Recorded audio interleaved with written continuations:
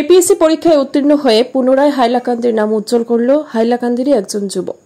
দারিদ্রতাকে পিছনে ফেলে 2024 সালের অসম লোকসভা আয়োগের ফিনান্সিয়াল ম্যানেজমেন্ট অফিসার পদে পরীক্ষা দিয়ে চাকরি পেয়েছেন হাইলাকান্দির অভিষেক দে। শহরের নতুন পাড়ার বাসিন্দা অপরঞ্জন দে ও ঋদ্ধিদের একমাত্র পুত্র অভিষেক বৃহস্পতিবার গৌহাটিতে অনুষ্ঠিত এপিএসসির নিয়োগপত্র বন্টন অনুষ্ঠানে মুখ্যমন্ত্রীর হাত থেকে বহু প্রত্যাশিত গ্রেড 1 পর্যায়ের এই চাকরির নিয়োগপত্র গ্রহণ করেন। পূর্বে অভিষেক হাইলাকান্দির ন্যায় বিভাগে কর্মরত ছিলেন। ছোটবেলা থেকেই মেধাবী অভিষেক আর্থিকভাবে দুর্বল হওয়া সত্ত্বেও প্রশাসনিক আধিকারিক হওয়ার স্বপ্ন থেকে বিরত হননি অভিষেক। হাইলাকান্দির ছেলে অভিষেকের এই সাফল্যে দারুণ খুশি জেলা বিজেপি সভাপতি স্বপন ভট্টাচার্য। তিনি অভিষেককে শুভেচ্ছা জানানোর পাশাপাশি বর্তমান সরকারের কাছে স্বচ্ছ নিয়োগ প্রক্রিয়ারও প্রশংসা করেন। বিজেপি এসি মোর্চার সভানেত্রী মন স্বর্ণকারও অভিষেককে অভিনন্দন জানিয়েছেন। এদিকে অভিষেকের এই সাফল্যে তার পরিবার, আত্মীয়স্বজন ও প্রতিবেশীরা আনন্দে ভাসছেন।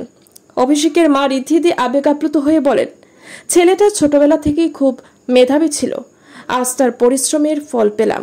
অভিষেকের সাফল্যে স্কুলের শিক্ষকরা এবং সহপাঠীরাও গর্বিত।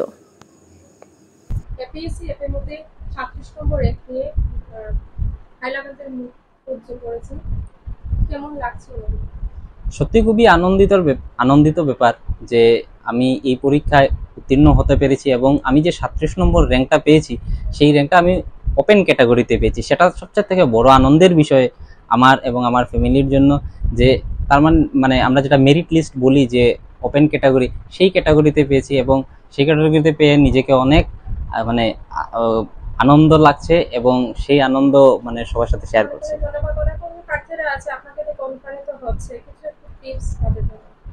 টিপস হচ্ছে কি ফান্ডামেন্টাল জিনিস, যে আমি একটা জিনিস বলছি যে যে কোনো এক্সামই দেন না কেন news paper important, news paper পড়বেন এবং হাইলাকান্দি থেকে আমরা যদি সবাই চেষ্টা করি একটা এনভায়রনমেন্ট ক্রিয়েট করার, যে আমরা বড় চাকরি পাবো, আমরা গ্রেড 1 যেগুলো জব আছে সেগুলো জব আমরা ক্র্যাক করব, তাহলে এটা কিন্তু সম্ভব। সবাই যদি একসাথে একটা হাইলাকান্দি এনভায়রনমেন্ট ক্রিয়েট করি, সব ছাত্রছাত্রীরা মিলে সবাইকে কোঅপারেশন করে, যে আমার হাইলাকান্দির উজ্জ্বল নামগুলো উজ্জ্বল কি করে হয়।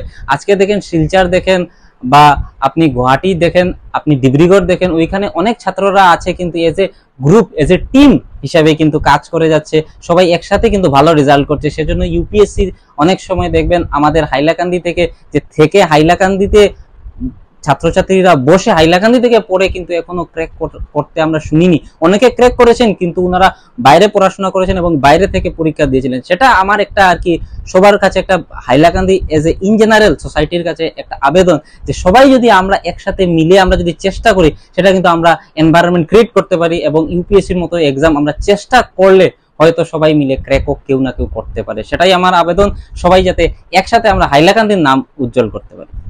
চলে যাবো আপনার কাছে, মা হিসেবে কেমন লাগছে ছেলে এত বড় একটা পরীক্ষা? অনেক ভালো লাগছে, অনেক গর্ব অনুভব করছি, অনেক আনন্দ লাগছে যে ওর অতদিনের স্বপ্ন আজ পূরণ হয়েছে, ঠাকুর ওর মনস্কামনা পূরণ করেছেন। আমি এটাই অনেক আনন্দিত, অনেক গর্বিত।